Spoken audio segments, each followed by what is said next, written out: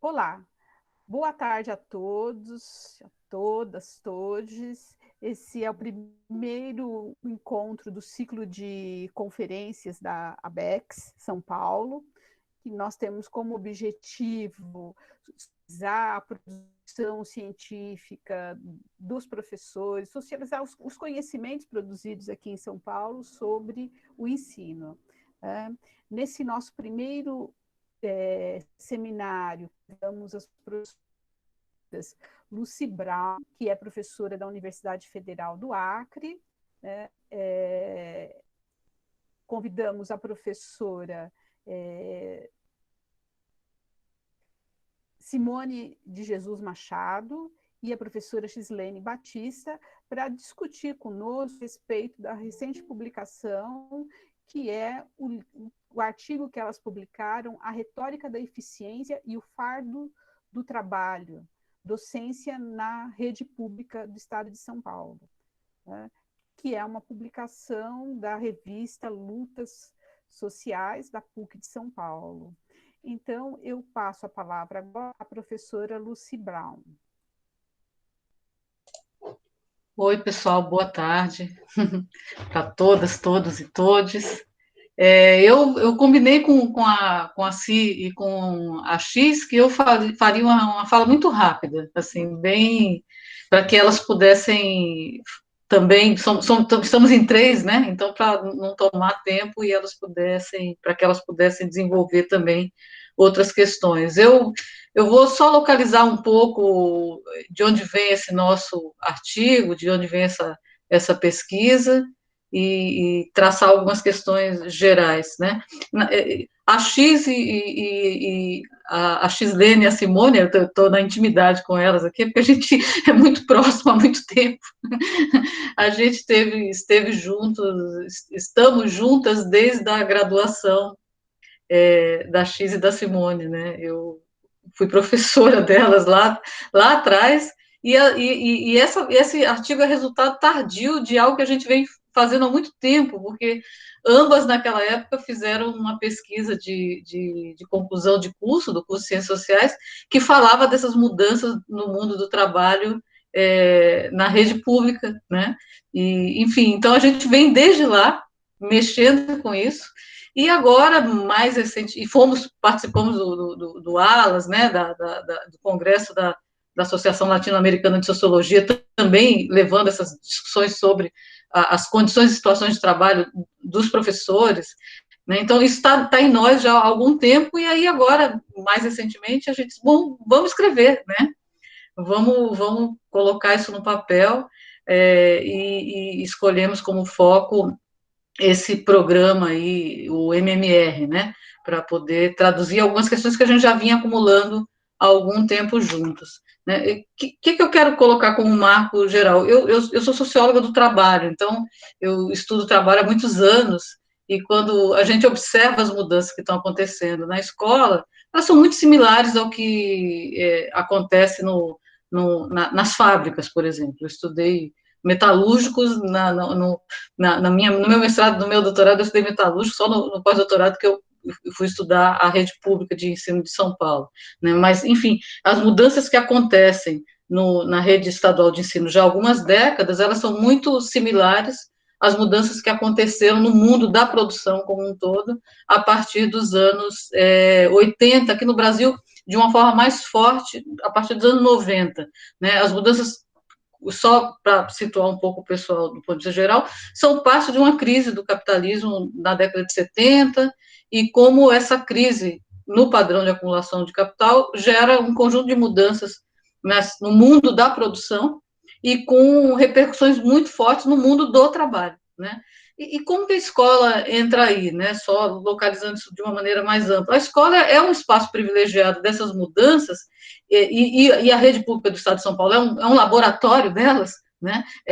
Boa parte do que se faz em São Paulo vai sendo depois levado para outras redes do país inteiro, né? Ela passa a ser vista como um lugar privilegiado de alterações, porque a escola está muito ligada às formas de sociabilidade, ou seja, como que a gente constrói cria determinadas formas de comportamento, determinadas formas de ser e estar no mundo, né, a partir de todas as práticas de socialização que a escola está ali incutindo nas pessoas e construindo, né? Então, a escola acaba sendo um espaço especial de adoção dessas mudanças, e agora de uma maneira muito particularizada, e eu acho que é muito feliz o livro do Christian Laval, A Escola Não é uma Empresa, quando ele coloca que o que acontece no último período é uma acentuação da submissão do espaço escolar ao mercado, ou seja,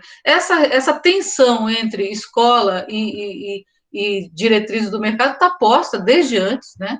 Não é verdade que é uma invenção da fase neoliberal do capitalismo, ela é anterior a isso, né? Se a gente olhar o período anterior, a gente vai ver como a sociabilidade taylorista-fordista está presente também na escola, mas ele vai localizar, o Laval, eu acho que é muito feliz isso, né? Como que nesse último período há um salto de qualidade em relação a isso, uma acentuação dessa submissão da escola às diretrizes do mercado. Então, daí, todas as mudanças que vão acontecendo aí, que vão afetar a comunidade escolar como um todo, né? O nosso foco no artigo são os professores, mas os estudantes não estão fora dessas mudanças, né? Então, qual é a lógica que se institui aí e que passa a nortear toda a atividade dentro da escola, pelo menos do ponto de vista dessas políticas públicas construídas para a escola, né? Esses programas todos. A ideia da flexibilidade total, a ideia da disponibilidade total, né? A ideia de que a gente tem que formar os estudantes para cultivarem, para se converterem em capital humano, que é uma linguagem que vem da empresa, daí até os projetos de vida, né, que não seria uma coisa ruim por si só ter um projeto de vida, mas a maneira como eles são pensados para inserção no mercado de trabalho extremamente precarizado, né, e como que esse processo que está ligado diretamente a formar uma juventude para se inserir num mercado extremamente precarizado, extremamente flexibilizado, atinge diretamente o sentido da escola e o sentido do trabalho docente, né? E como, ao atingir o sentido da escola e o sentido do trabalho docente, obviamente vai gerando um conjunto de conflitos e um conjunto de conflitos entre o sentido desse trabalho, que se expressa de uma maneira muito, muito forte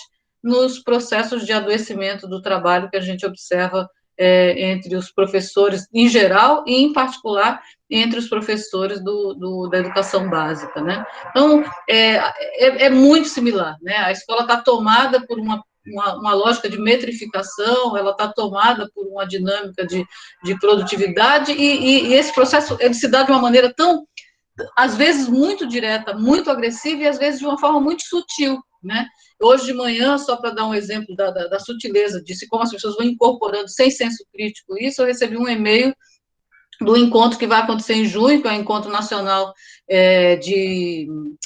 Ai, agora me fugiu o nome, mas de Educação de Sociologia no Ensino Básico, ENESEB, né, que vai acontecer. E eu recebi um e-mail hoje de manhã que o assunto do e-mail era não perca a chance de aumentar, de ampliar suas publicações, alguma coisa assim, vou até abrir aqui para dizer com precisão o que vinha escrito, eu fiquei muito brava de ter que receber aqui, ó.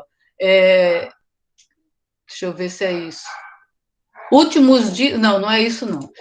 Depois eu acho aqui o e-mail, fiquei bastante brava mesmo de receber um e-mail desse tipo, né? É hora de garantir mais uma publicação.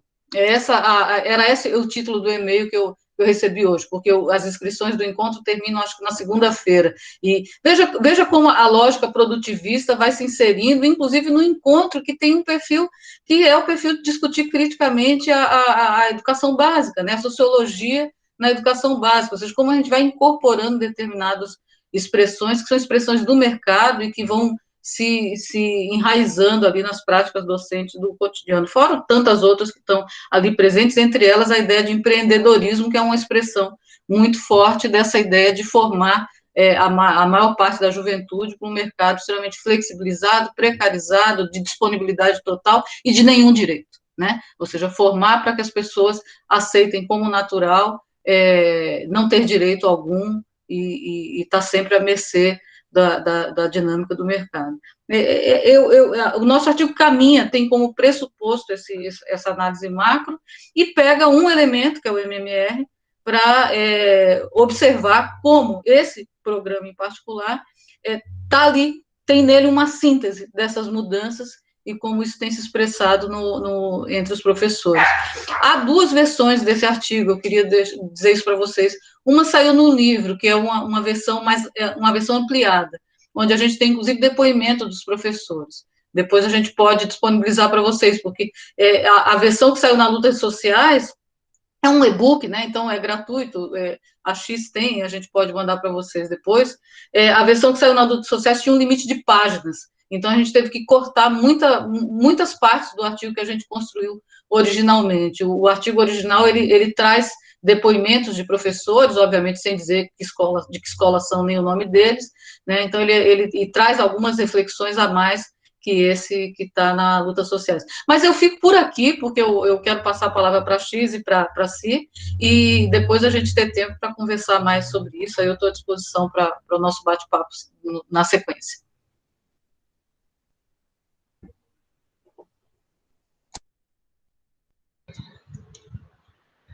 Bom, boa tarde a todas, a todos e a todes, né? Eu sou a Xislene, professora da Rede Pública do Estado de São Paulo, mas eu faço questão aqui de deixar marcado que eu sou professora categoria O. Né? Por que eu estou falando isso? Porque no Estado de São Paulo, para nós que somos da Rede Paulista, é até comum ouvir essa frase, né? Eu sou professora categoria O, mas no Estado de São Paulo, em particular, ele tem uma característica de fragmentar, né, os vínculos de trabalho dos professores de acordo com a maneira como ele é contratado. Então, eu sou uma professora contratada, né, por isso categoria O. Aí tem outros professores de outras categorias, efetivos, eventuais, de acordo como ele é contratado e os benefícios e os direitos, né, que eles têm. E como professora, eu estava na rede em 2016, e aí eu vou falar um pouquinho de como foi que surge essa ideia da gente estar estudando, em particular, o MMR, né? Eu estava na rede como professora dentro de uma escola, vinculada à diretoria de ensino da Leste 4, né? E em 2016, de forma experimental, chega o MMR dentro da escola. O que é o MMR? Né? Para quem é de fora, não é de São Paulo, não está acostumado ainda com essa linguagem, o MMR ele é um método de melhoria de resultados. Ele é um plano, uma estratégia, uma ferramenta utilizada para dentro das escolas com o objetivo de melhorar os índices avaliativos que estão atrelados lá ao IDESP para estar elevando esses índices dentro da escola. Mas o que chama a atenção é que quando, em 2016, estou lá dentro da escola como professora, chega a supervisora de ensino e ela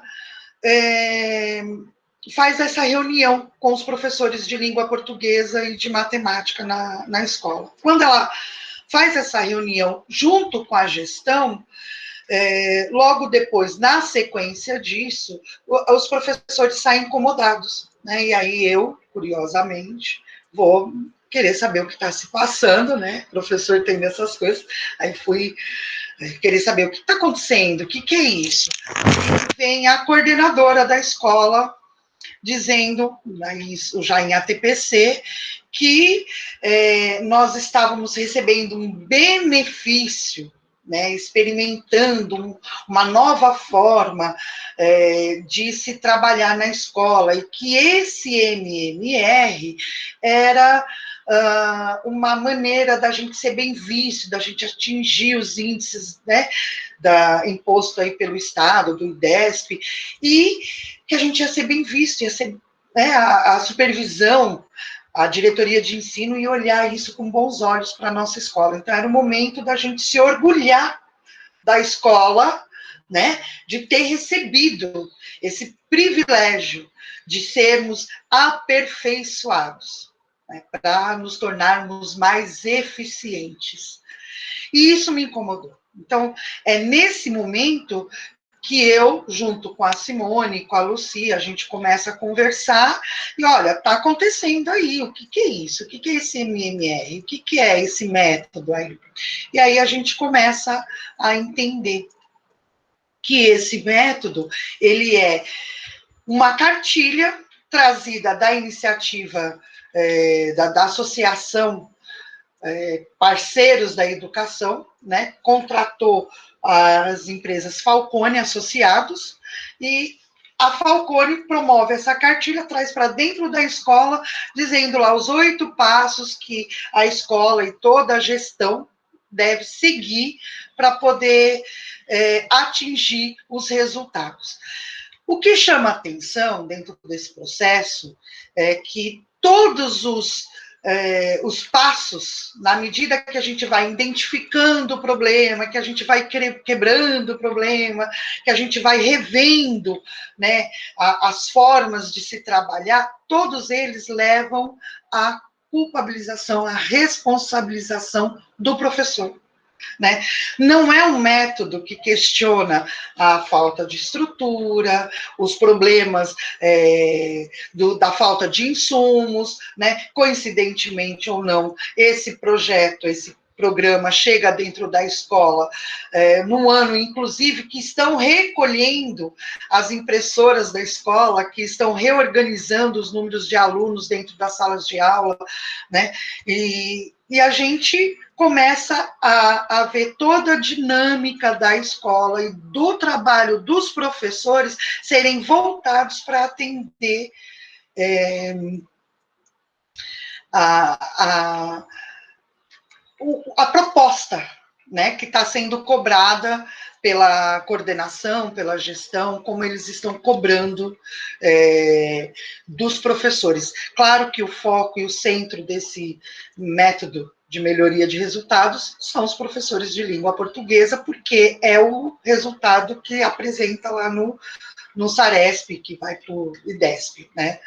Então, eles são os focos. E como que eles fazem isso? Com a proposta de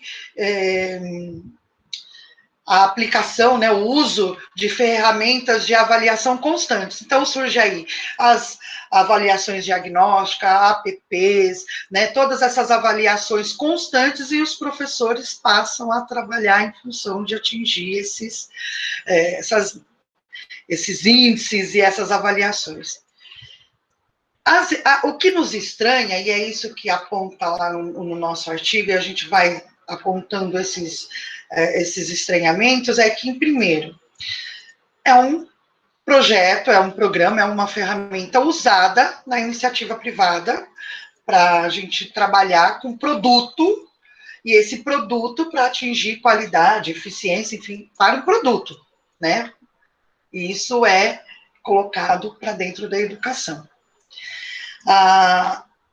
O outro estranhamento é como os professores vão se colocando numa dinâmica de se estranhar, no sentido de se estranhar porque eles passam a entender que estão competindo de uma forma muito intensa.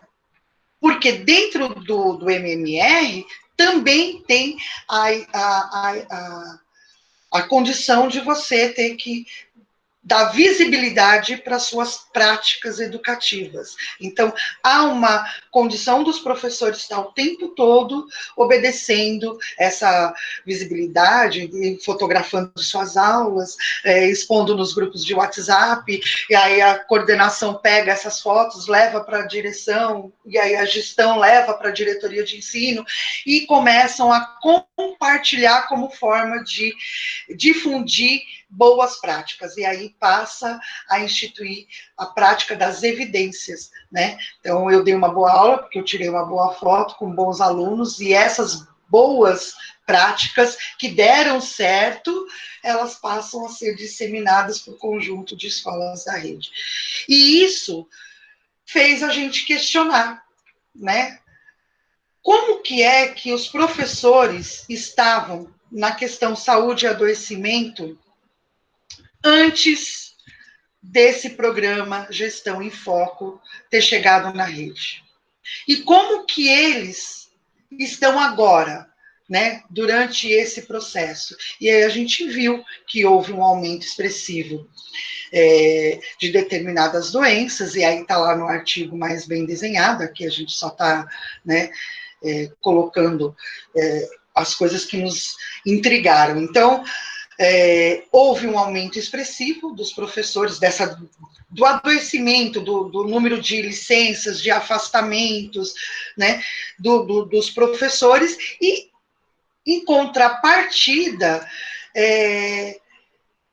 os professores sentindo como isso está sendo desenhado e a pressão que eles estão sofrendo, tem outras, e aí são reflexões que a gente traz aí, né? Eles vão buscando outras formas de se estabelecer fora dessa pressão toda. E, paralelo a esse programa do MMR, está surgindo aí a escola de programa de ensino integral. Então, veja bem, a gente está sofrendo essa pressão aqui na escola regular, de um lado, e tem um outro projeto que você tem aí para ganhar mais, para ganhar melhor, né? E que apresenta aí como uma proposta de possibilidades da gente se ver livre dessa pressão que está sendo constituída lá. E esse projeto, aí eu estou me estendendo um pouquinho mais aqui, porque eu acho que isso é interessante da gente falar, esse MMR, ele, como a Lucy colocou aí, né, sutilmente a gente vai vendo como ele vai instituindo na gestão a prática do assédio. Né? Isso está lá, muito sutilmente colocado por meio dessa ferramenta. Como isso vai instituindo o assédio muito forte. Então, são situações que foram nos incomodando muito, por isso que a gente, professora da rede, né, a gente começa a ver e fala, olha, isso precisa ser exposto, né? Os professores precisam conhecer, não da forma como se apresenta, que essa é a ideia, né, de apresentar esse projeto como algo que nos salva, que vai nos ajudar a nos tornar gestores, né, e não como algo que nos salva, né, mas como algo que a gente precisa repensar aí qual o caminho que ele, né, tá sendo colocado em cima dos ombros dos professores. Tanto que nos ATPCs, que a gente sabe que os ATPCs deveriam ser o momento que a gente vai discutir as atividades de trabalho pedagógico, os ATPCs passam a ser utilizados como um meio do MMR ser trabalhado dentro da escola com os professores. Então, esse momento que era da gente fazer, tinha uma outra proposta, o ATPC, também é figurado para intensificar o nosso trabalho, e de tal forma intensificado, que aí a gente consegue, no dia a dia ali, no cotidiano, ver como os professores de matemática e de português estão o tempo todo usando esses horários para digitar nota, para digitar avaliação, para lançar, né, no sistema, e como isso tudo vem pressionando. E aí eles entram com a ideia de que, olha, se tem professores adoecendo, é porque eles é que precisam ter as habilidades socioemocionais e precisam desenvolver essas habilidades e essas competências socioemocionais para lidar com esse tempo. E isso é passado, é sentido, né, no corpo do professor, na saúde dele, e de alguma maneira, a gente percebeu que isso chega nos alunos. Né? E essa é a parte que eu vou deixar aí com a Simone, porque a Simone, ela é uma coisa que ela vai falar melhor disso, mas que incomoda bastante, né, Simone? Quando o professor, né, recebendo toda essa carga, como ele leva isso para dentro da sala de aula, né? Aí a Simone continua aqui. Oi, gente, boa tarde. Olá a todos, todo mundo. Eu acho que a X e a Lucy já deu um bom panorama do nosso artigo aí, né? E a parte que me cabe aqui nesse latifúndio triste é falar de como isso acaba incidindo no esvaziamento das nossas práticas docentes, dos conteúdos e do currículo escolar, né? Eu queria aqui pegar um pouquinho assim uma referência que está lá também no nosso artigo, de um autor chamado Richard Sennett. Ele tem um livro que chama A Corrosão do Caráter.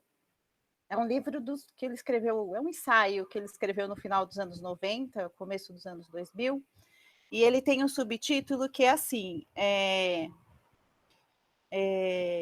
consequências pessoais do trabalho no novo capitalismo. E aí eu lembro que antes assim, de eu entrar nesse mundo das ciências sociais, antes de eu me tornar uma pessoa menos medíocre, né? Não que eu não seja, mas um pouquinho menos, eu me lembro muito de ouvir as pessoas falando assim, trabalho não tem nada a ver com vida pessoal, você tem que aprender a separar as coisas. E é uma fala que sempre me incomodou, porque eu nunca consegui ver sentido nisso, né? Como é que trabalho não faz parte da vida pessoal, se é pelo trabalho que a gente vive, né? E a gente vive para trabalhar e trabalha para viver.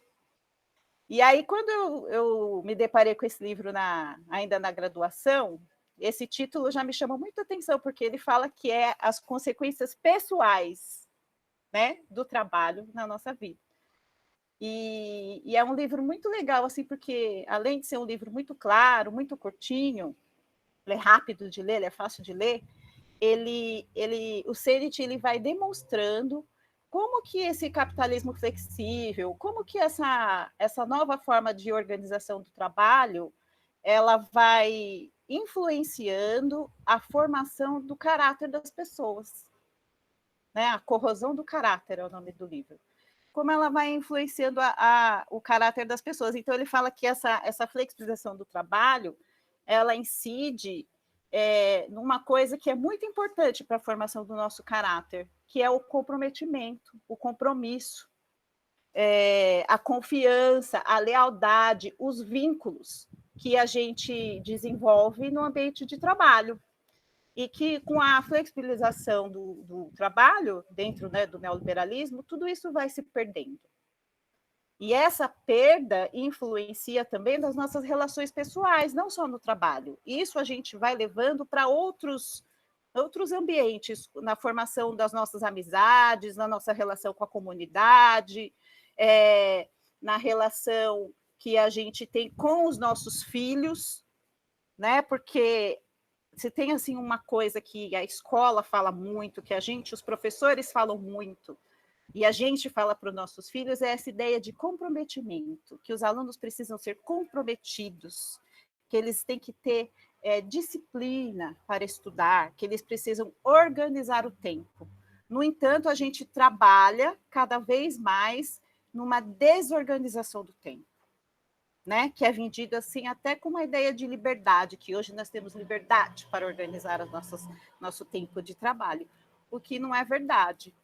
E aí, pegando tudo isso que a Lucy falou, tudo isso que a Chislene falou, né, da influência desse mercado flexível dentro da escola,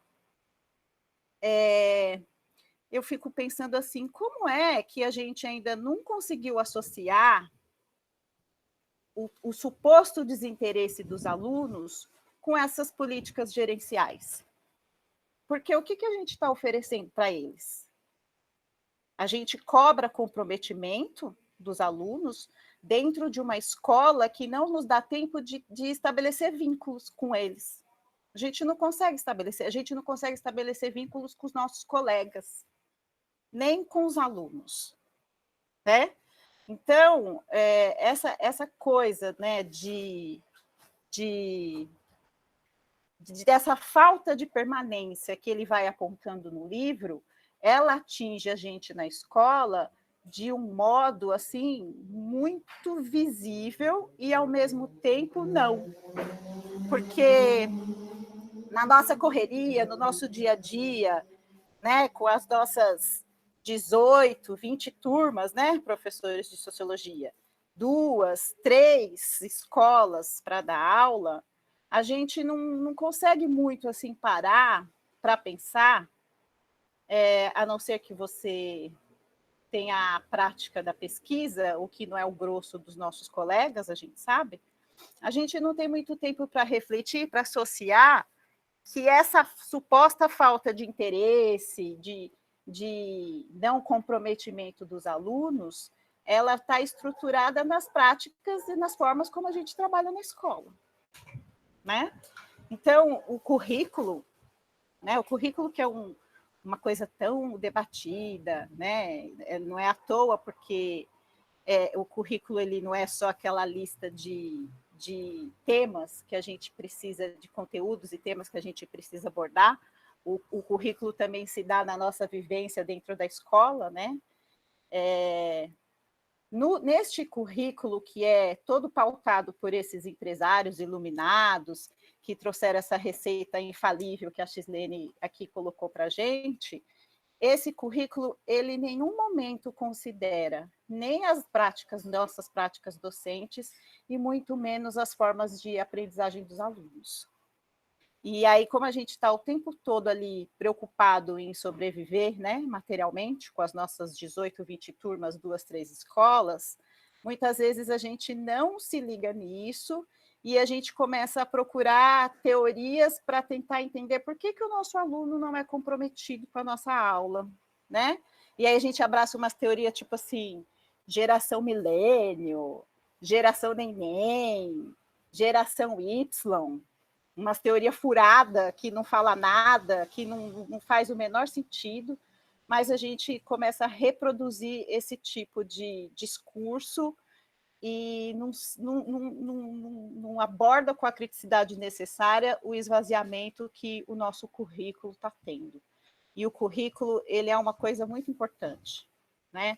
Ele é uma coisa muito importante porque ele não é só a questão de listar conteúdos que devemos abordar dentro da escola. Ele é a formação da identidade de uma escola, de um professorado, de um alunado, e ele vai acontecendo de forma explícita e formal nas leis, né? Nas leis todas, mas ele também acontece de forma implícita e não formal na forma como a gente pratica a docência e como a gente se alimenta das coisas que a gente vai passar na sala de aula.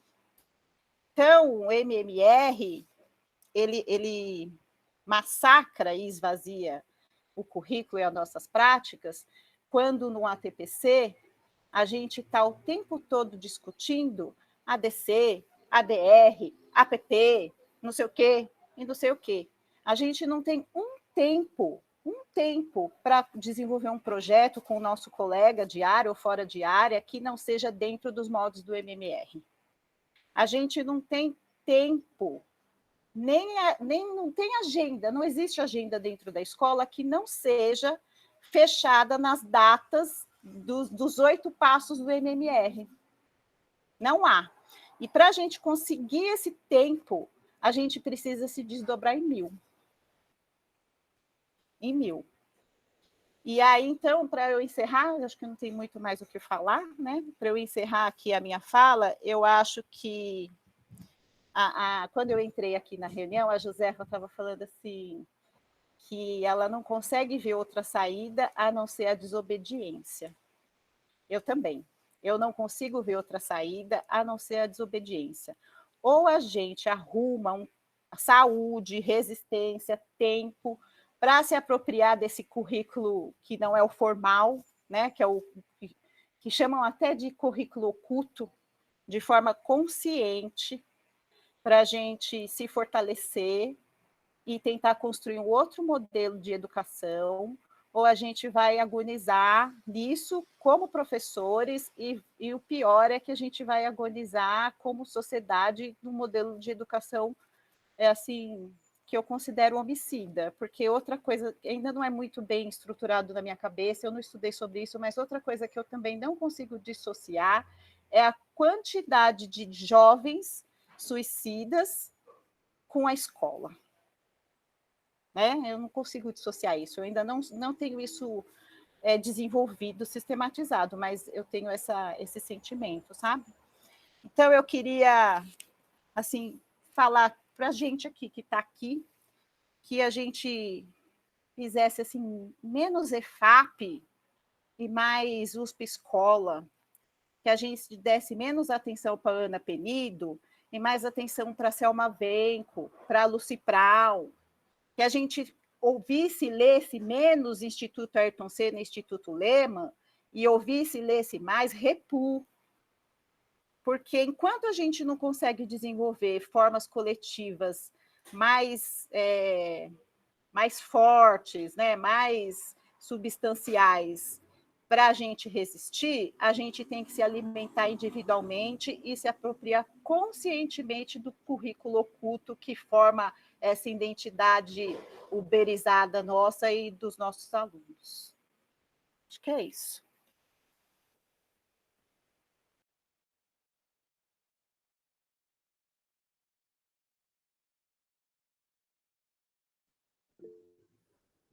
Obrigada, professora Simone, professora Gislene, Lucy Brown.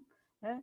Então, nós vamos abrir agora a palavra para vocês fazerem questões para as autoras dos artigos. Né? Ou quem sentir intimidade quiser escrever no chat, né?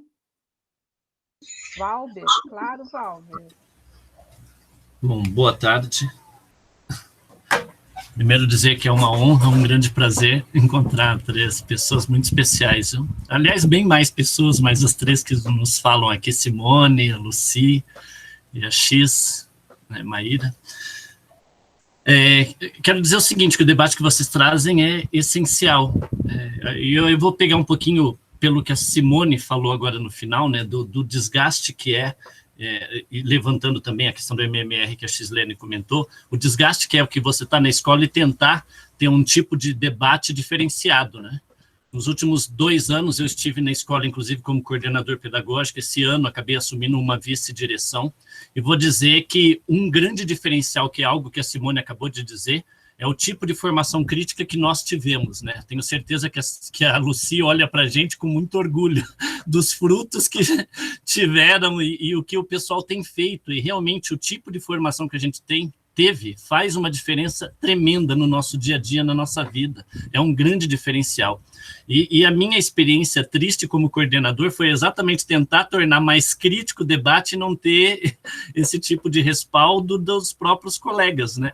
E vou dizer para vocês que muitas pessoas falam que na escola é muito complicado, os alunos desmotivados, com uma formação muito limitada, mas a minha opinião, e aí vai indo um pouquinho aí para a pergunta para as 3 até, né? Porque a minha opinião é que o grande limitador da relação na escola é o professor. Essa que é a verdade. Não estimula os meninos, tem pouca criticidade, pouca disposição para o estudo, né? A Simone até levantou um detalhe, realmente a gente vai aprendendo que não deve ter distinção entre quem ensina e quem pesquisa, né? Alguém disse que é assim, mas não é verdade. A pessoa que leciona, que estuda, deve ser a que pesquisa também. Mas essa que é a verdade, a formação inicial muito fraca, né? Quando a gente dispõe uma formação continuada, por exemplo, nos ATPCs, nós temos uma tremenda resistência, e aí eu vou também fazer uma mediação, né? De novo, resgatar uma fala da Simone, né? Para quem está com 18, 21 salas, 3, 4 escolas, se desdobrando, né? Na verdade, tudo que menos tem é neurônio disponível para certas mediações, e isso acaba sendo um reflexo, no fim das contas. Mas como lidar com tudo isso? E olha, volto a dizer, na minha opinião, o foco central de grande parte da dificuldade que a gente tem em avançar para um debate mais crítico está entre nós, está entre os colegas de trabalho, né? Muitas vezes, quando nós estimulamos os meninos, por mais pobres que sejam, por mais limitados, a gente ainda tem um retorno, né? Quando a gente, como professor, se coloca de maneira crítica, a estrutura também é obrigada a nos ouvir, né? Mas quando a gente não tem essa disposição daqueles que sentam conosco na sala dos professores, é uma coisa complicada. né? Me lembro, inclusive, lá atrás, para terminando, né, a Chislene comentou que é categoria O, né?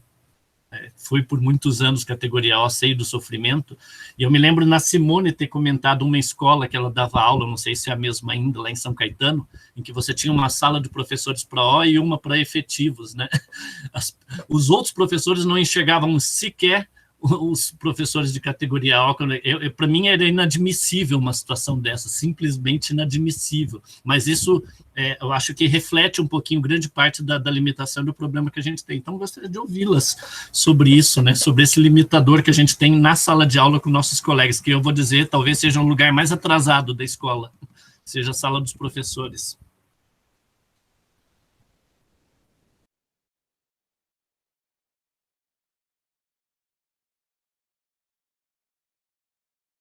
Como é que a gente faz? Vai já comentando?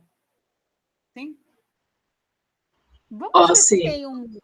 tem uma mensagem ali no chat do Gregory também, se vocês quiserem registrar aí, ó. Ele está perguntando se há uma possibilidade hoje de uma ação cotidiana na resistência de uma sociabilidade neoliberal, né? Que foi uma questão que a Lucy apontou. E como a sociologia se encontra em meio a esse MMR como uma disciplina com potencial para o desenvolvimento do pensamento crítico. Tá? Acho que vai registrando por enquanto, e se tiver mais alguém que queira falar. Eu gostaria. Opa, lá, Maria Cecília. Obrigada. Eu gostaria de saber um pouco sobre essa colocação que você fez sobre a questão das formas de aprendizagem dos alunos. Achei bem interessante duas colocações que você fez sobre a questão a relação entre suicídio e a escola. Achei bem legal isso. E você também colocou essa questão, né, das formas de aprendizagem, que o currículo ele não está aberto para isso, ele não está colocando essa pauta em discussão, né? E aí eu gostaria de saber se vocês aí no desenvolvimento, um grupo de vocês que produziram esse artigo, né, se vocês estão pensando um pouco sobre essa dimensão aí das formas de aprendizagem, dos processos de aprendizagem. Foi. Parabéns, vou ler assim que possível, estou curiosa para conhecer o conteúdo. Posso chutar a bola? Posso? Deixa eu ver. Primeiro, assim, dizer que é verdade que eu tenho o maior orgulho, porque os três foram meus alunos, o Valber, a X e a Simone, e os três foram meus orientandos de trabalho de conclusão de curso, então eu estou aqui entre pessoas muito próximas e pessoas que a gente tem uma relação que não é de professor-aluno, é de amizade, né? Ela foi uma amizade que foi sendo construída ali no período da graduação, que já faz um tempão, né? E que se estende até hoje, né? E isso é muito bom, e é bom encontrá-los nessa atividade, enfim. Mas, dito isso, eu lembrei, Valber, quando você falando, eu lembrei das nossas discussões lá na graduação, na época do PIBID, né? Porque os três participavam do programa de iniciação à docência, quando faziam a graduação, e a gente tinha discussões muito boas lá no PIBID. E uma das coisas que eu lembro muito fortemente que a gente discutia, de que a gente tinha que ter muito cuidado com a leitura que a gente fazia dos professores na escola.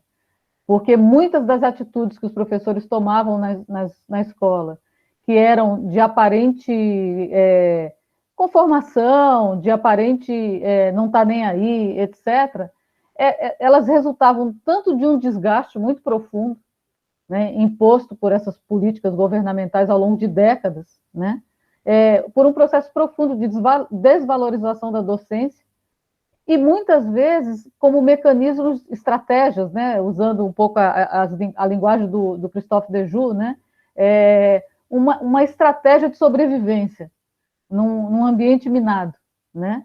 Ou seja, a gente encontrou isso, inclusive, nos depoimentos que estão na versão mais completa do artigo, né?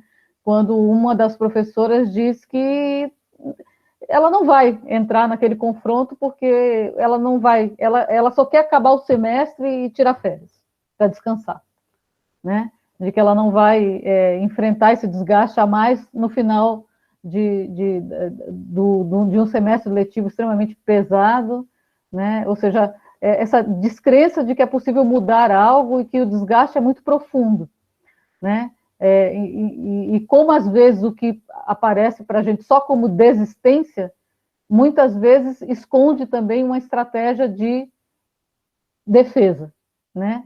De defesa da sua própria saúde mental, né? Num ambiente nocivo a essa saúde mental. Eu não estou dizendo com isso que isso é a saída, né? A saída é sempre o coletivo, né? A saída é sempre a reação coletiva. Mas eu acho importante a gente entender essas formas de resistência, né? Até para a gente poder construir o coletivo depois, né? Porque se a gente achar que todo mundo não quer mais nada e pronto, né? Ou que a vitória está dada e não tem nenhuma resistência, a gente também não consegue ver luz no fim do túnel, né? E as resistências existem, né? Eu gosto muito de uma das questões que o Deju coloca, quando ele discute trabalho prescrito e trabalho real, né? Eu acho muito legal isso, porque uma coisa é o que está prescrito, outra coisa é o que as pessoas fazem no seu dia a dia. E no seu dia a dia tem muita burla, né? Muita burla ao prescrito, e essa burla é essencial, né? São formas de resistência também, né? Você dá um jeitinho de fazer diferente, né? Para que você quebre com aquela imposição que está vindo ali nesses programas. Então, tem muita bula. A gente precisa transformar isso em ações coletivas, mas a resistência existe ali no cotidiano. Aí eu penso um pouco nessa questão de como, no meio dessa escola, com um perfil extremamente que é constitutiva de uma sociedade neoliberal, quais são as formas de resistência que a gente tem que ter? Eu acho que elas vão das mínimas às máximas, sabe? E muitas vezes as pequenas resistências têm um papel fundamental. Por exemplo, eu brigo constantemente na universidade pública, viu? Não é nem na privada, com expressões que os meus colegas passam a incorporar sem o menor senso de criatividade, de criticidade, né? Essa história do capital humano é uma, né? Essa discussão do protagonismo também é outra. Protagonismo para quê? De quem? Como? Qual é o sentido dessa ideia de protagonismo quando a gente olha para a BNCC? O que se quer dizer com protagonismo lá? Esses dias, um professor muito bom, inclusive, né, mandou para mim uma mensagem perguntando se eu tinha exemplos de metodologias ativas na sociologia. Eu respondi para ele que a gente sempre teve uma metodologia ativa e que isso estava lá em Paulo Freire, que a gente não precisava vir na cartilha neoliberal e adotar isso sem criticidade, entendeu? Não falei nesses termos, mas insinuei essa concepção, ou seja, porque o que eles estão chamando de metodologia ativa? Né? O que está se chamando de autonomia aí? Né? A gente precisa pôr todas essas questões sob a crítica, né? Submetê-las à crítica, problematizar com paciência, né? Junto aos nossos colegas que estão pressionados por um discurso que diz que todo o problema da escola reside no professor e na inadequação dele, né, na falta de inovação dele, né, e que, portanto, ele precisa mudar tudo e adotar agora a linguagem da gestão, dos gestores das empresas, né, porque é muito interessante, é muito similar, talvez os que estudam trabalho sabem do que eu estou falando, né, quando você olha a eliminação de erro e os 8 passos do MMR, é o programa de qualidade total da indústria, né? É a mesma coisa, né? É exatamente igual, não há nenhuma diferença. Mas, enfim, eu volto depois a falar, passo a palavra para os outros.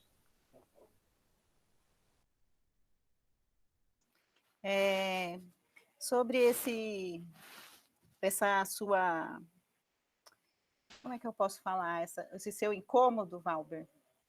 Eu sei bem o que é isso, porque é um incômodo que me acompanha desde sempre, assim.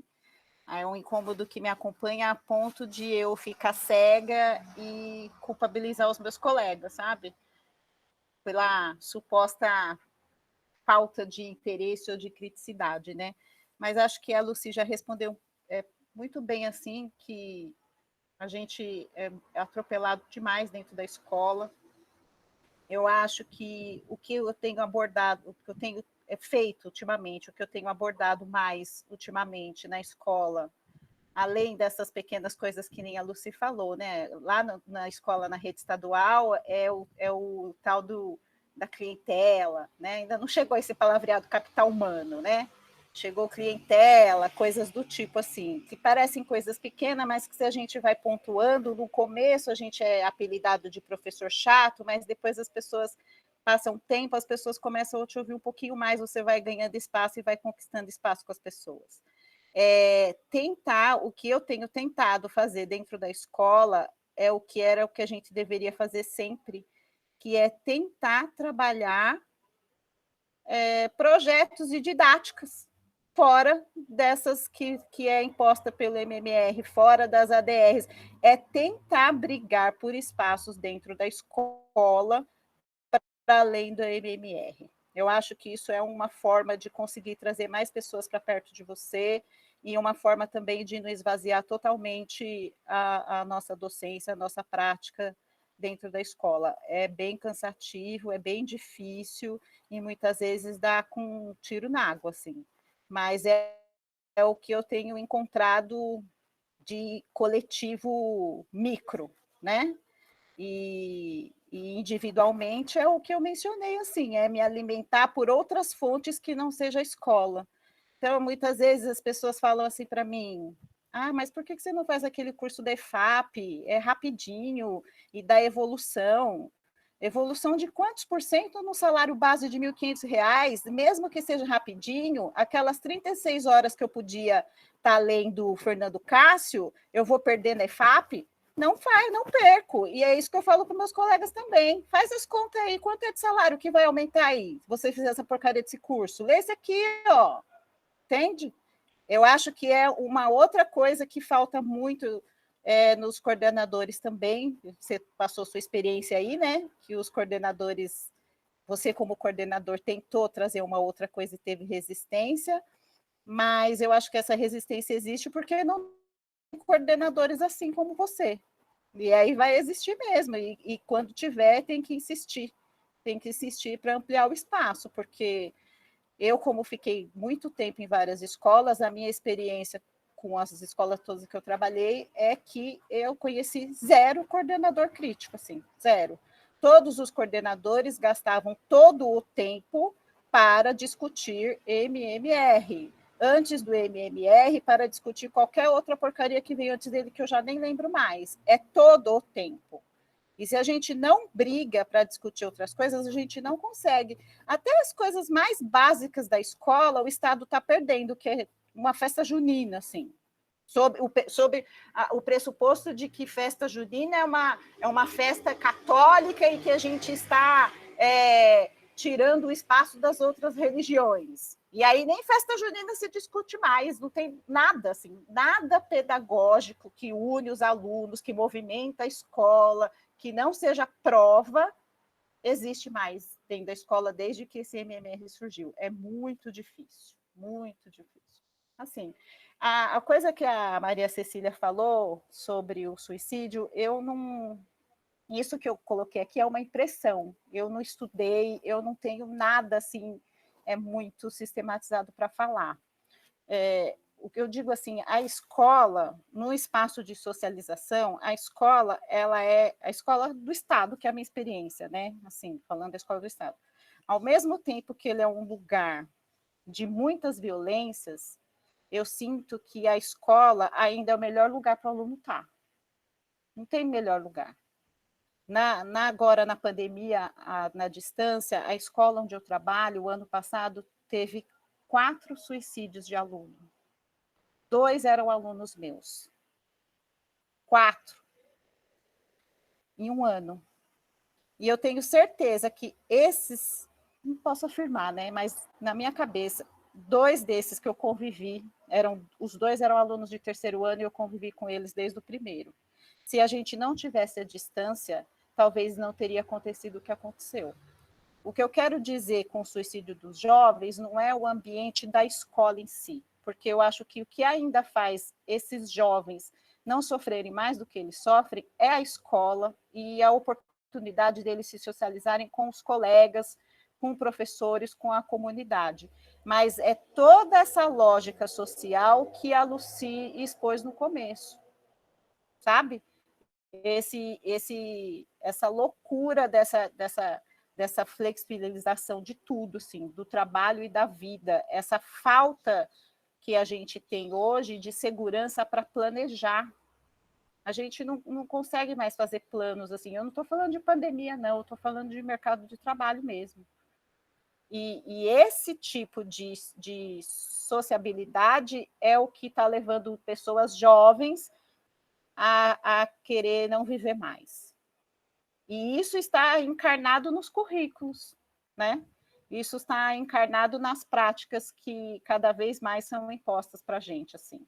E ainda, eu repito, eu acho que a escola, com tudo que ela tem de precário, de violento e de ruim, ainda é o melhor lugar para o jovem estar. Ainda é.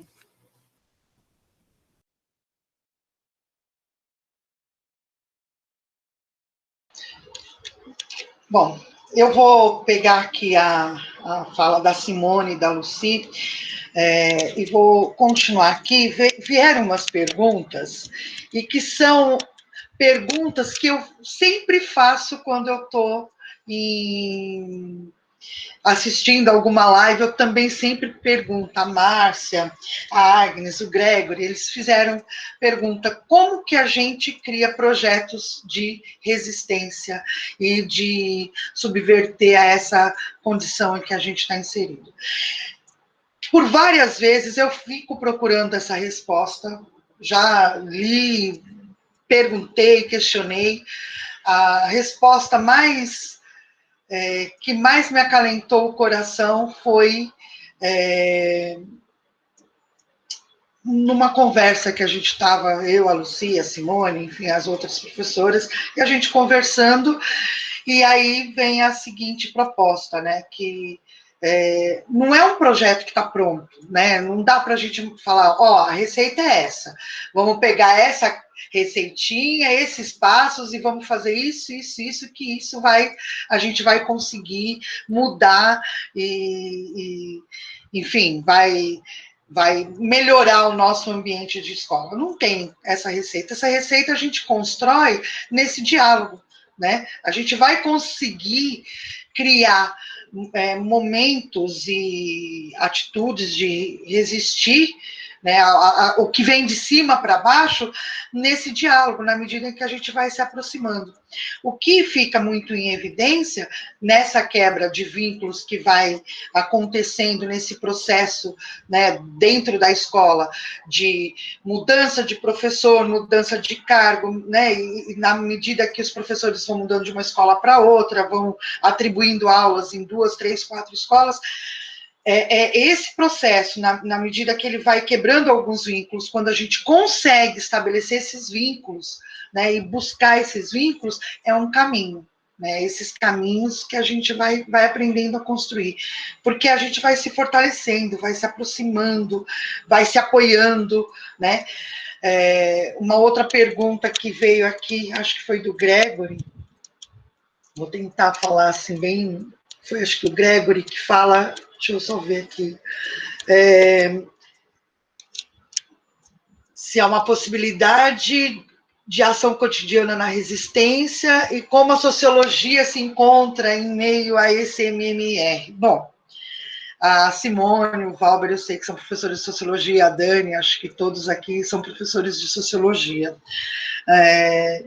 O MMR, ele como ele é uma estratégia com foco na gestão, e essa ferramenta, ela vem para dizer como a gestão deve trabalhar, e a gestão tendo que trabalhar para atingir os resultados, ela coloca dessa mesma maneira para os professores, né? Vai dizer, olha, como vocês têm que trabalhar, como vocês têm que fazer, o que vocês têm que promover dentro da sala de aula, seus planos de aula têm que conter isso, seus planos de aulas têm que conter aquilo, eu preciso, né, que vocês preencham, façam e atinjam, descrevam, né, tudo que vocês têm que fazer de acordo com o que é imposto. Então, os professores de sociologia, eles também são afetados, né? Os de português, de língua portuguesa e de matemática, eles são cobrados diretamente pelos índices que eles têm que atingir. E isso é impactado diretamente. Uma das falas, inclusive, de uma professora que eu fiquei muito comovida, né, quando ela sai, assim, de dentro do ATPC, muito brava, professora de língua portuguesa, e ela falando, eu estou pedindo ajuda para vocês ajudarem, e vocês não querem me ajudar? E ela falando lá no ATPC, que os professores deveriam ajudá-la com os alunos de determinadas séries que davam trabalho. E aí ela fala, estou pedindo ajuda, vocês não querem me ajudar? Só que na hora que o índice vem, que vocês recebem o bônus, todo mundo fica feliz, mas ninguém vem falar para mim, olha, obrigado, viu, professora? Porque você, que é de língua portuguesa, que foi cobrada, você passou o conteúdo, ninguém quer me ajudar. E quando ela fala isso, os professores percebem, né? Olha, né, a gente precisa te ajudar. Professora, o que você quer? Não, peraí, eu vou te ajudar. Então, de certa maneira, isso está declarado, ela declarou isso, mas quem está na escola, mesmo o professor de sociologia, ele sabe que ele também está nesse olho do furacão da gestão e vai ser cobrado, né? Com maior ou menor intensidade, vai ser cobrado. E ele está lá, tendo que responder a essa dinâmica cotidiana da escola. Ele tem que responder, né? E tem ele sofre, mas não é exposto como são expostos os professores de língua portuguesa e matemática. Isso não é, né? Mas ele está lá, sendo cobrado, né? Acho que a Márcia também, ela vem, ela fala, né, do assédio que a gente sofre dentro da escola, quando a gente tem um posicionamento mais crítico. A Lucy, a gente bate papo, conversa, a Lucy sempre pega as coisas do cotidiano, né, Lucy, para usar como exemplo. E num curso que ela promoveu lá na UFABC, ela falou uma coisa que me colocou bastante, assim, pensativa, né? Como que a gente pode se colocar? Ela fala do Uber, né? Que ela pegou o Uber, e aí o motorista foi falando, ela falou, olha, o jeito que eu encontrei de falar com as pessoas é colocando dúvidas, né, e questionando. E aí ela vai contando, eu peguei esse motorista, e ele começou a falar um monte de coisas assim, e aí eu fui perguntando para ele, né, mas você não sente, né, o seu trabalho? E ela foi falando sobre o trabalho do Uber. Mas o que me veio, assim, muitas vezes dentro da escola, é o caminho que a gente pode, como professor, de questionar os outros professores dessa forma. Talvez, em algum momento, a gente pode até se sentir assim, incomodado e querer discutir, como o Valber falou, né? Poxa, como é difícil, mas professor, a gente está lá na coordenação e falar com o professor e dá a impressão que o professor não quer nada, e a Lucy coloca isso bem, mas eu acho que a gente pode, muitas vezes, ajudar esse professor a pensar, né? Fazendo as perguntas certas, colocando esse professor para pensar nesse projeto. Será que ele sabe pensar, né, o que a gente tem um pouco mais de condições de desenvolver esse pensamento crítico? Será que esse outro professor sabe pensar? Será que ele consegue se perceber dentro desse processo? Como ele se vê diante disso tudo? Né? E às vezes a gente precisa perguntar, e aí, professor, o que você acha? Mas você já pensou nisso? Você já pensou como isso atinge? Um exemplo, citando aqui para fechar esse assunto, dentro da escola, eu trabalhando como categoria O, acho que eu estava em 4 escolas, se eu não me engano, E numa dessas etapas do MMR, a coordenadora tinha que fazer um elogio, né? E apontar a boa prática de algum professor, né? Para dizer, olha, que legal, né? Então vocês podem fazer isso. Só que ela me usou como referência de um projeto de aula que não é nada incomum. Coisas que todo professor faz, né? Um projeto para os alunos fazerem e tal. E ela achou aquilo interessante e me elogiou. Quando ela me elogia na frente inclusive da supervisão, com todos os professores, uma outra professora ficou muito chateada, muito brava, se sentiu diminuída. E ela se virou contra mim. Eu passei os outros 6 meses do ano, né, os 4, 5 meses restantes, os 2 outros semestres, tentando falar para essa professora que nós duas fomos colocadas numa condição que não era para a gente pegar para a gente não tinha que sentir dessa forma, mas ela se sentiu diminuída, porque eu fui elogiada, e aquele elogio não merecia, porque não era nada especial, né? Era só parte desse processo, e os professores não se veem. Eu demorei muito tempo para conseguir dizer isso para essa professora, mas sempre atacada no ATPC, a professora adora mandar indiretinha, fazer grupinho, né? Tem essas coisas assim dentro da escola. E eu sempre falando, olha, isso é um problema do governo, gente, a gente precisa ficar atenta para a gente não cair nessa conversa. Vocês já pararam para pensar, né, que isso daí pode promover tal coisa? Então, na medida que eu ia colocando e fazendo algumas perguntas e, né, promovendo essa reflexão muito sutilmente, os professores iam olhando em outro caminho. Acho que aí, dentro da escola, também pode ser uma proposta da gente pensar resistência, desarticular, né, esses programas todos que nos colocam aí corroendo nossa... né, corroendo o sentido da docência que a gente assume. Acho que são caminhos, né? Não dá para a gente trazer uma receita. Eu também busco a mesma resposta, né? Como a gente desmontar essa escola e construir uma nova escola aos moldes do que a gente precisa entender a escola como bem público, é um bem público e não traduzida de forma a ser similar a um produto, a uma mercadoria. Como fazer isso, né? São caminhos que a gente vai pegando aqui e ali e apontando, né? É isso. Aí acho que agora Josefa, Dani, não sei, quiser continuar. Érica, você tinha levantado a mão, eu fiquei em dúvida se era um teste do sistema, se você quiser falar... Na verdade, eu ia falar, é que eu estou elaborando, são muitas ideias que a gente vai tendo, vai relacionando inclusive com as aulas, né? Acho que a gente, como professor de sociologia, acaba tendo sempre uma meta-reflexão também, porque a gente dá aula sobre trabalho, e aí fica pensando, né, nesses modelos produtivos. Uma das coisas que eu estava pensando justamente é que a gente vê todo esse cenário de precariedade, de flexibilização, esse discurso. Na escola onde eu dava aula no Estado, em 2010, já tinha chegado esse negócio do capital humano também. Quer dizer, acho que depende muito do quanto o coordenador já foi cooptado também, né, com esse papo das habilidades e tal.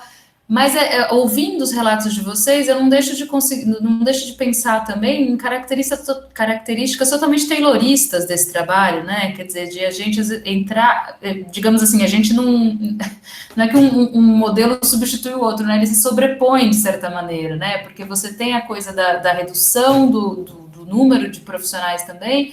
Você tem essa coisa de entrar em várias aulas, né? Eu lembro que quando eu dava aula no Estado, eu faço parte da estatística de que exonerou, mas assim, eu tinha 11 primeiros anos, né? Então, não tem como não pensar numa coisa fordista, né? De você entrar em 11 turmas de primeiro ano para dar aquela aula, né?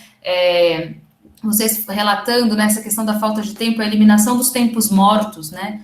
O excesso de prescrição de como deve ser feita a tarefa, de que tarefa tem que ser feita, de que matéria tem que ser dada, de como isso vai ser avaliado também, e a ausência de tempo de pensar em qualquer coisa que fuja desse esquema, né? Me lembra muito essa característica fordista, taylorista, de eliminar tempos mortos, e me lembra também aqueles relatos dos trabalhadores de fábrica, né? Do tipo, o que nasceu em mim não foi a revolta, né? Desse processo massacrante, né, da repetição, desse processo massacrante da desvalorização, da retirada da autonomia do trabalho, da autonomia não no sentido flexível, né, teoretista, mas da autonomia no sentido da criação, da inventividade, da gente poder conceber o trabalho, né, no sentido de a gente, com as apostilas, né, com São Paulo Faz Escola, e com toda essa necessidade de corresponder às avaliações externas, também ter pouco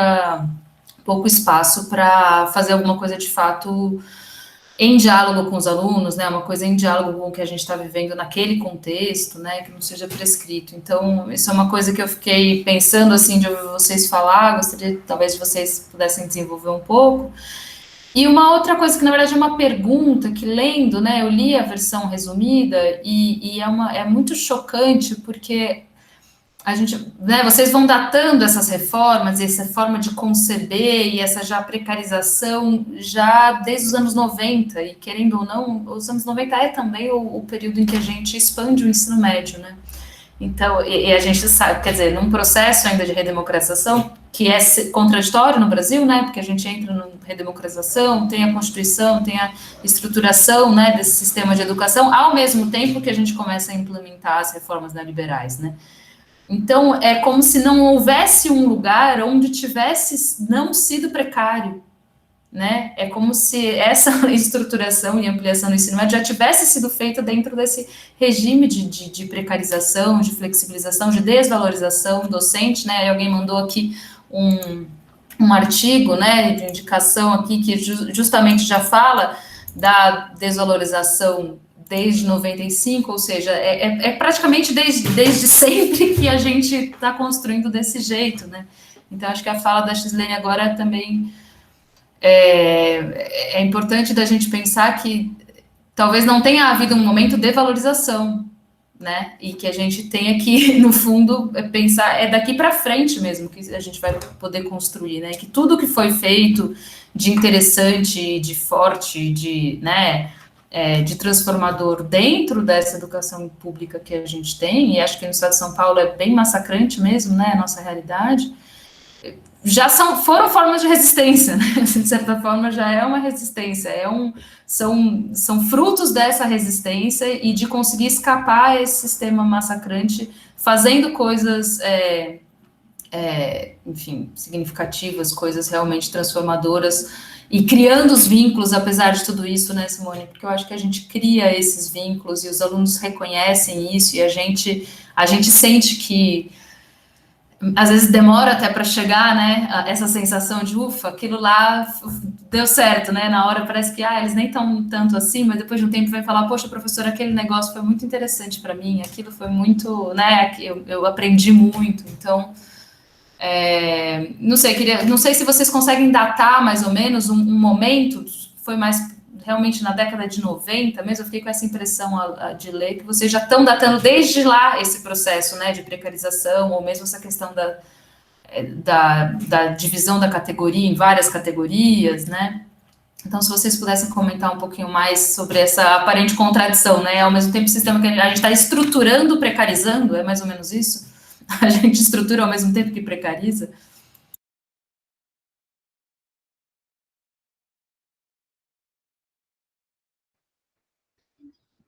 Eu vou pontuar uma coisa aqui, que assim, eu faço questão, de onde tiver espaço, eu falo isso.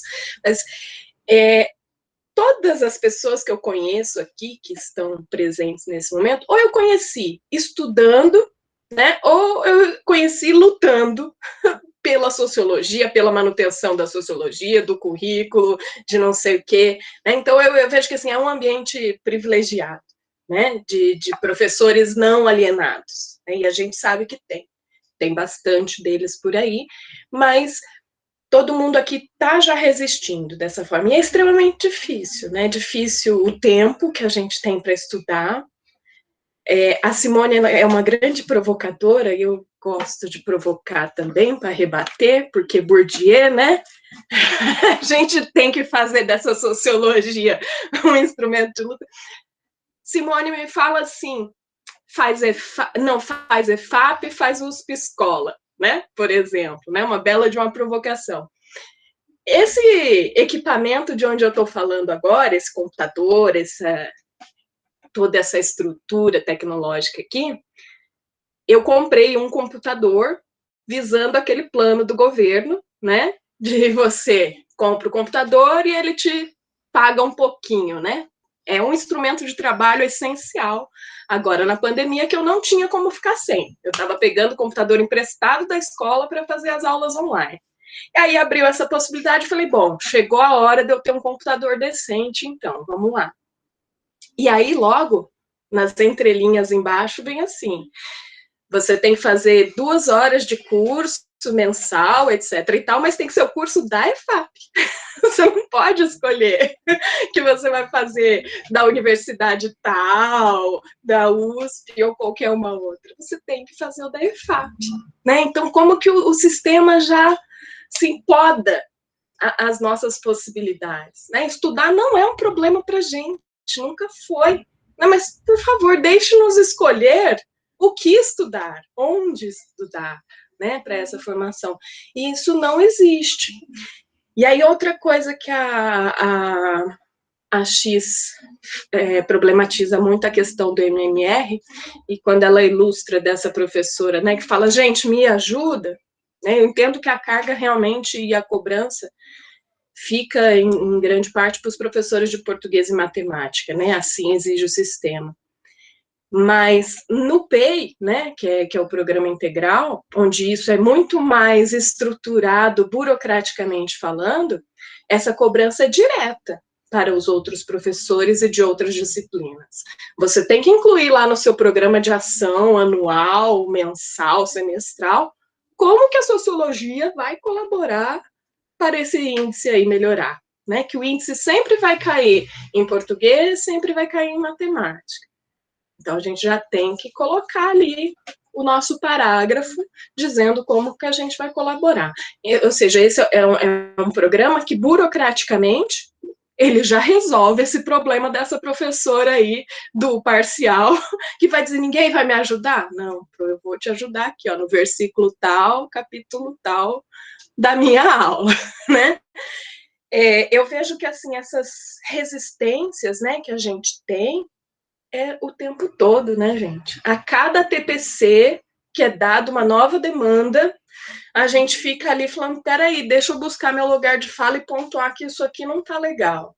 Vai montar seu plano de aula, onde é que dentro dessas questões obrigatórias eu posso dar um objeto de reflexão para o aluno? Né? A gente faz isso o tempo inteiro. O que está difícil mesmo é construir essa resistência coletiva. E num momento único, né? Num dia, num horário e num local. Porque, do contrário, ó, é suado. E aí, eu vejo aqui, né, essas pessoas que eu admiro pra caramba, que eu sei o tanto de coisa boa que tem contribuído na sala de aula, nos bate-papos e na construção de conhecimento, mas queria fazer um agradecimento especial, assim, para a Lucy, porque a gente tem o que falar, né? Esse próprio ciclo de seminário, palestra que a gente está construindo aqui pela ABEX, era para encontrar um lugar de fala para os professores da base, né? De valorizar essas construções todas que a gente faz no dia a dia. Mas se não é uma Lucy da vida, né, uma professora que ocupa esse papel, que não tem medo mais de escrever artigo, de publicar, de problematizar, todas essas nossas reflexões ficam só no chão da escola, né? Não vão chegar a ser exposto à sociedade. E a gente continua sendo esse professor que só apanha, né? E cumpre a carga horária lá, tá, Lucy? Então, eu acho que essa também é uma forma que você encontrou de reverberar essas nossas lutas cotidianas, tá? Então, muito obrigada. Passo a palavra, gente.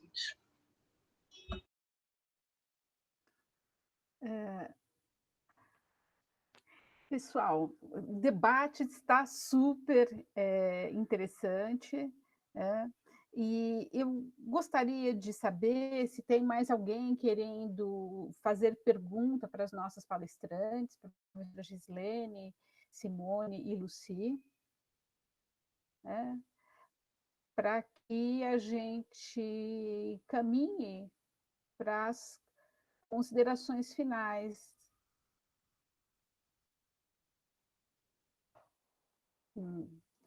Então, olha, eu vou ler, enquanto o pessoal está se preparando para perguntar, tem uma observação, uma fala da Simone, que ela escreveu no chat, né? Que ela diz assim, respondendo a Márcia e ao Gregory, esse momento aqui é uma forma de resistência. Outra forma é estar na escola por espaços de práticas voltados realmente para o aluno e procurar aliados. É um trabalho de formiga, mas necessário e que, a longo prazo, pode trazer resultados. Não esquecer a luta sindical e, individualmente, se alimentar com ideias críticas, que é o que nós estamos fazendo aqui hoje nesse debate, né? Então, eu gostaria de passar às nossas palestrantes, né, que fizessem as suas considerações finais, né, porque ninguém mais se inscreveu, né, para que a gente encerre esse debate e continue depois, no próximo momento, essa discussão. Eu vou chutar a bola de novo e deixar que a X e a Si façam as falas finais, né? E aí eu já aproveito da minha fala e já me despeço. Eu anotei um monte de coisas aqui, né? Primeiro, em relação ao que a Daniele falou, eu sou, acima de tudo, professora, né? Então, eu lembro que quando eu fiz o meu...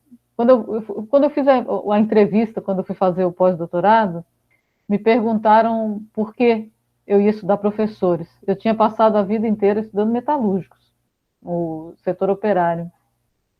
E uma das coisas que eu tinha muita convicção e que eu falei no dia é de que eu tinha uma dívida com a minha categoria, né? Que eu tinha passado a vida toda estudando outras categorias que eram importantes, etc. Não me arrependo de nenhuma dessas pesquisas, claro, mas que eu tinha uma dívida com a minha categoria de professores e que eu tinha uma dívida também com a discussão de gênero, porque a categoria de professores é uma categoria fundamentalmente, principalmente no ensino básico, no ensino superior isso muda um pouco, mas no ensino básico é uma categoria de mulheres, e a gente precisa, inclusive, observar como essas formas de desvalorização do trabalho e todos os processos hierárquicos que acontecem dentro da escola são extremamente atravessados pelas questões de gênero, né? E aí fica o convite aí para que a gente pesquise e escreva sobre isso. Porque eu escuto relatos absurdos, principalmente quando a escola tem um diretor homem, né? E como que se dá essa relação hierárquica com a maioria das professoras dentro da escola. Então, são coisas que a gente precisa, enfim, aprofundar. Mas é isso, essa é a minha categoria, eu sou professora. Depois, em relação aí eu vou pegar algumas questões que eu anotei aqui para ir finalizando. A Érica tem toda a razão quando ela fala das características tayloristas do trabalho, né? No processo de mudança do padrão de acumulação para o padrão flexível, né? O taylorismo vive, né? E há uma articulação, a Érica falou disso com perfeição, né? Entre a herança do Fordismo articulada às formas flexíveis de trabalho, né? Então, estão ali presentes, né? Controle do tempo das pessoas. Aliás, um controle do tempo que a gente precisa até refletir sobre ele, né?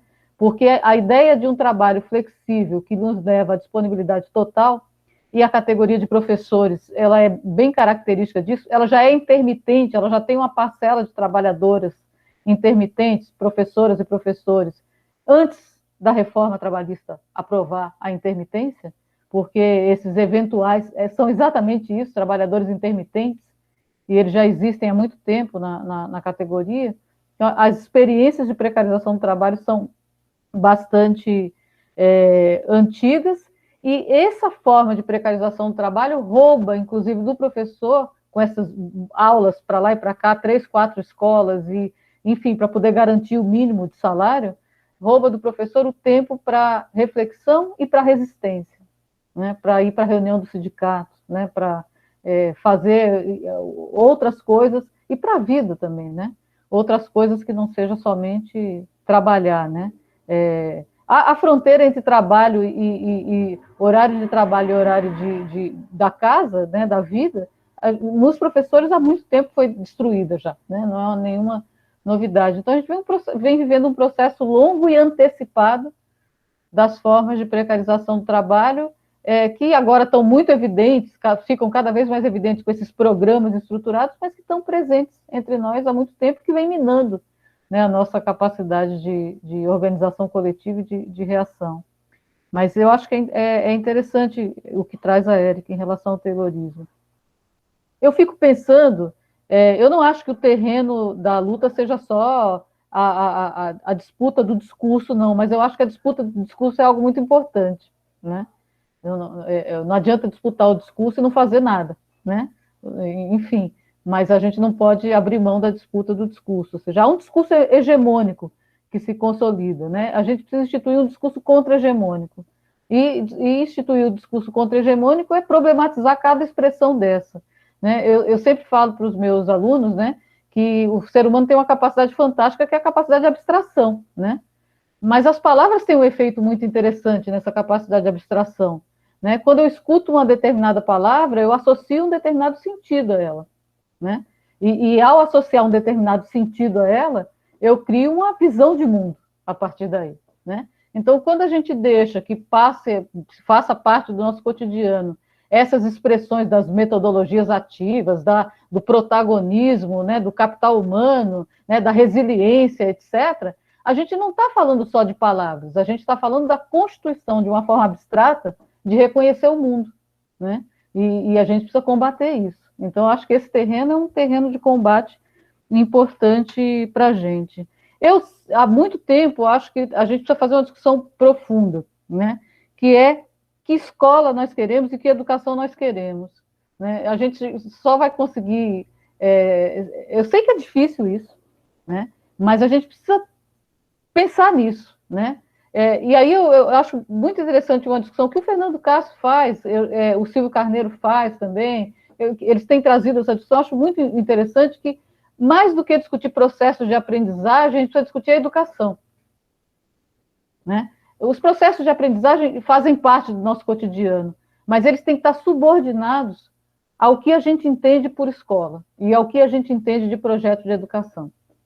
E essa discussão a gente precisa fazer, né? Precisa consolidar entre nós, construir, divulgar, agitar a bandeira de que tipo de educação a gente defende, explicar para as pessoas que tipo de educação a gente defende, né? Porque é necessário defendê-la. E a partir daí defender uma escola que não seja qualquer escola, seja aquela escola que o Silvio tem falado bastante disso, aquela escola que, de alguma forma, é uma escola que é capaz de suspender o cotidiano desses jovens e fazer com que eles se entreguem ao prazer de conhecer, que é algo extremamente humano e humanizador, e que deveria ser função primeira da escola, humanizar, e não formar para a precarização do trabalho, né? Enfim, eu acho que esse projeto a gente precisa aprofundar entre nós. Qual é o projeto de educação e qual é o projeto de escola que a gente quer? Porque todo o resto desdobra daí, né? Que prática docente a gente defende, qual a gente não defende, né? Como a escola deve se organizar, que relação ela tem com a sociedade, etc, etc. Eu acho, para finalizar, essa relação das questões que a Si levanta e que vocês também levantaram, da relação entre suicídio e sociedade, né? O suicídio é um fenômeno social, né? E é muito forte, não é só na educação básica, no ensino superior também a gente tem visto muito isso, né? E talvez para a gente que seja mais velho, seja até mais perceptível isso, porque há ali uma mudança muito significativa de gerações, ou seja, o que a minha geração, por exemplo, tinha como projeto de vida, como planejamento futuro, e o que não é dado, não é possibilitado para a nova geração. Eu resgato aqui o livro que a própria Si levantou, que é o Corrosão do Caráter, ou seja, essa impossibilidade de se projetar a vida a médio e longo prazo, que era muito presente na geração anterior. O Sennett vai, inclusive, dar exemplo, né, dos operários que projetavam se aposentar um dia, né, e ao se aposentar, a construir sua casa, construir no fundo da sua casa uma edícula para os seus filhos morarem enquanto não conseguiam se estruturar na vida, né? Ou seja, a vida projetada a longo prazo, o que foi roubado dessa geração. Não há projeção a longo prazo. Não há nem aposentadoria para essa turma, porque tem que recolher 40 anos. E com o trabalho intermitente, com todo o processo de precarização do trabalho, sequer eles vão conseguir se aposentar. Então, a projeção de futuro é dramática, né? Ou seja, e como você consegue construir uma vida com sentido se você não vê sentido na vida, porque você não consegue projetá-la a médio e longo prazo? Então, é um debate que extrapola os muros da escola, evidentemente, que se expressa dentro da escola, que tensiona o conflito professor-aluno, porque questiona o sentido o aluno se pergunta o tempo todo o que ele está fazendo ali, qual o sentido daquilo tudo que ele está vendo, porque ele não consegue projetar a vida, ou tem dificuldade de projetar uma vida a longo prazo. E quando projeta, o risco de se decepcionar, de se desiludir, é muito grande. A gente vive muito isso na universidade, né? As pessoas fazem sua graduação e jamais conseguem se inserir, uma parcela delas, na área que estudaram, né? Enfim, são questões relevantes do nosso tempo, que a gente, como pessoa engajada na educação, que é um espaço fundamental de socialização, né, e que a gente tem que trazer para a gente. E começar... e ao fazer isso, a gente vai questionando uma série de coisas, né? Me chamou muito a atenção as falas de vocês, quando vocês falam do curso que se queria fazer, mas que já estava previsto que tinha que ser em tal lugar, né? Da colaboração com as outras disciplinas, mas já perpassada pela métrica, né? Ou seja, como tudo que é nosso está sendo roubado, né? Do elogio, que é parte da programação, elogiar alguém, ele não é espontâneo mais, né? Está no programa que a pessoa tem que, em determinado momento, ser elogiada, né? É o ambiente motivacional, né? Para ser mais produtivo, né? Então, você elogia para ampliar a produtividade daquele professor. Então, são coisas que a gente tem que submeter à crítica o tempo todo, porque há um sequestro de coisas que a gente verdadeiramente almejava, ou seja, o desejo de fazer um curso, né? Mas que agora não é mais esse desejo, ele está direcionado, né? O desejo de construir uma prática na escola que seja multi e interdisciplinar, mas que agora está sequestrada pelas métricas, né? O desejo de ser reconhecido no nosso trabalho, que é algo importante, sem dúvida nenhuma, né? Mas que agora faz parte de uma programação, de que alguém tem que ser elogiado para poder ser produtivo, mais produtivo. A gente precisa entrar em guerra com cada coisa dessa e disputar a consciência de cada colega nosso para que a gente construa uma escola que faça sentido para nós e para a juventude. É isso. Para mim foi um prazer estar com vocês agora à tarde, né? Reafirmo que eu sou, antes de tudo, professora, né? E que me sinto entre colegas aqui, apesar de não estar dando aula no ensino básico.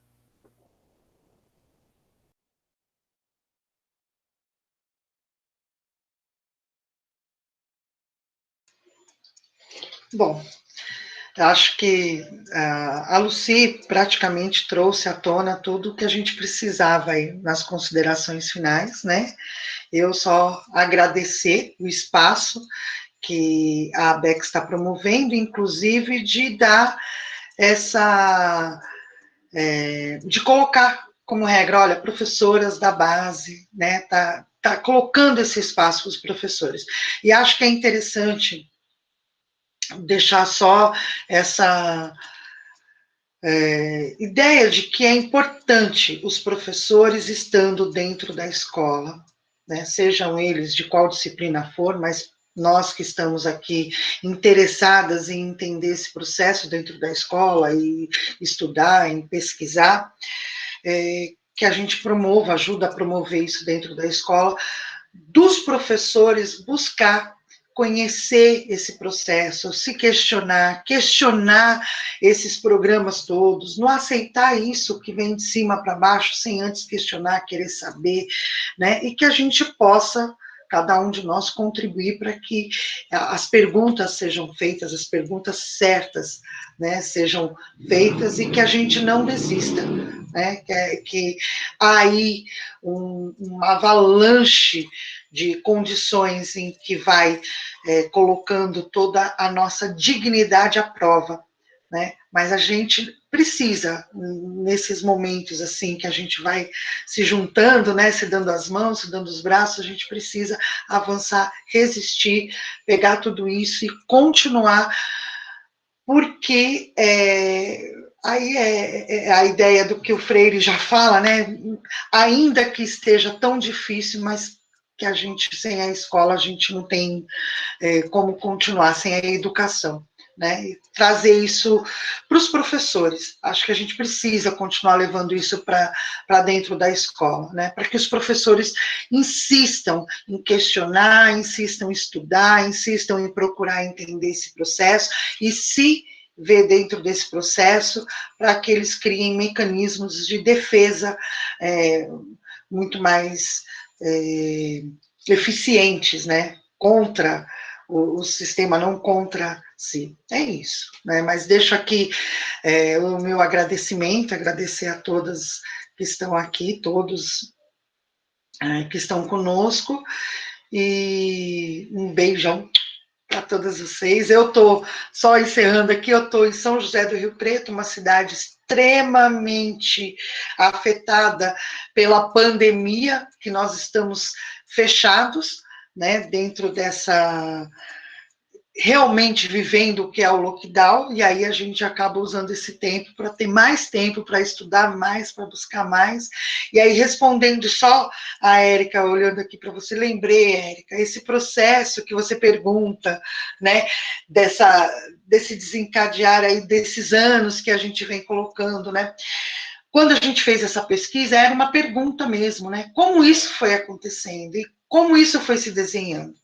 Claro que a gente vai estudando, isso lá na graduação ainda, junto com a Lucia, a gente estudando, olha, como que estava a rede, né? Como que é a educação, e esses programas todos vão chegando na rede. Então, a gente viu que lá na década de 90, já com a promoção, assim que institui a nova LDB, que já não é mais tão nova, né, lá de 96, vem trazendo todo esse processo de transformação, e vai junto, na medida que vai ampliando, né, o número de escolas e vai construindo mais escolas, também, em consequência desse governo, no estado de São Paulo, e aí a gente tem aí 20 anos de PSDB no governo, né, um projeto de educação continuado, né, não tem como a gente fugir desse processo, desses 20 anos, e ele vai instituindo um programa em cima do outro. Então, em 2000, nos anos 2000, particularmente, ele desencadeia vários outros programas. E esse desencadear a partir aí 2003, 2004, depois 2008, 2009, 2011, 2013, são programas que vêm trazendo aí não dá para a gente se estender, né? Tanto está lá no nosso artigo, né? Mas ele amplia a precarização do trabalho docente, flexibilizando todo esse processo de contratação, né? Ele vai flexibilizando as formas de contratação, que vai promovendo essa quebra desse vínculo com os professores e vai instituindo outros programas. Então, ele começa ali com o programa São Paulo Faz Escola, e vai instituindo a padronização do currículo formativo, vai padronizando os processos de planos de aula, como os professores devem trabalhar, e ele vai instituindo isso com programas, né? Quando chega o MMR agora, em 2016, e aí começa em 2017 disseminar para a rede, ele vem com uma medida para organizar a gestão, né, para padronizar os processos de gestão. Então, ele já vem fazendo, por vários outros programas, ele já vem estruturando e reestruturando todo esse processo na educação. Tá mais ou menos desenhado isso lá no nosso artigo, tem outros artigos que se encaminham assim, vai fazendo esse desenho mais específico, né, como da professora Samavenko, ela fala bem disso no trabalho dela, a organização do trabalho docente, ela vai colocando isso, como as leis, né, datado, ano a ano, como isso vai impactando todo o trabalho docente, e aí é onde a gente traz essa provocação de como isso chega no sentido como esvazia o sentido da docência para a gente, né? Como isso vai se transformando. Mas é isso aí, gente. Obrigada a todos e todas e todos que estão aqui, e até breve.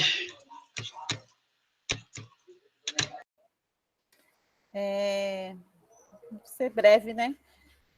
Agradecer mesmo esse encontro. O encontro está terminando bem bom mesmo, porque eu não sei se vocês estão percebendo, mas tem um sol bem aqui na minha cara, eu adoro sol. Isso é um bom indício de que esse encontro foi abençoado. O sol está fechando o nosso encontro. E, Érica, eu coloquei aí nos comentários um link de um vídeo do YouTube com uma live da Repu, contando todo esse processo que você perguntou e que a Gislene falou aí resumidamente, com dados, com gráficos, com número, bem completinho. É uma live bem boa. Eu sugiro que todos assistam. Então é isso, né? Eu vou terminar aqui esse encontro usando a frase da Josefa. Desobedeçam. É a única coisa que eu posso falar, assim. Desobedeçam. Desobediência dentro da escola é a forma mais eficiente que a gente tem, por enquanto, de resistência. Vamos todos desobedecer. Beijo para todo mundo.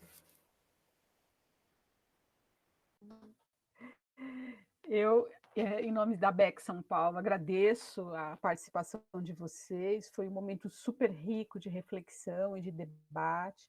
Tem muitos elogios aqui no chat, né? Agradecimentos às nossas palestras de hoje, um momento de encontro de professores que não se veem há um tempo, né? Então, eu agradeço, né? Encerro aqui e muito obrigado e até a próxima.